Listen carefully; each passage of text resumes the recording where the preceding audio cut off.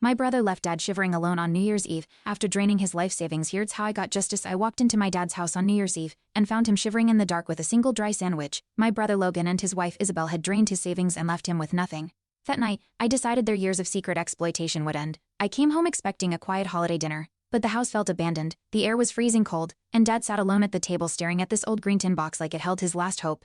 My mom brushed past me muttering that Logan and Isabel were handling things. I could see her doubt in me was clear. Something was seriously wrong. The next morning, Logan showed up grinning like he owned the place. He waved around receipts for repairs while Dad wouldn't even make eye contact.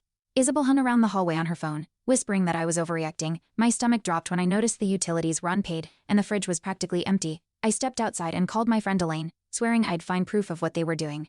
That night I started digging through the house drawers, photo albums, even the attic. I found bank letters showing overdue loans and some reverse mortgage I'd never heard about. When I asked Mom, she snapped that Logan handled the finances and told me to stop snooping.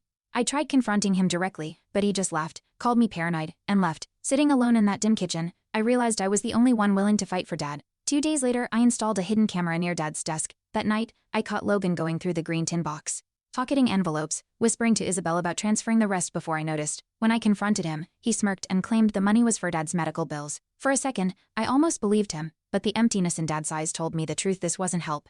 It was theft dressed up as care. I went to the bank with Elaine and requested statements. My heart sank seeing over $200,000 drained over 5 years, all going straight into Logan and Isabel's accounts. When I brought the printed evidence home, Mom still defended them, saying family loyalty comes first. Her words cut deeper than the betrayal itself. Even my own mother had chosen them over Dad. That's when I called a family meeting and secretly hit record. Logan burst in drunk, yelling that Dad was useless and the house should be sold.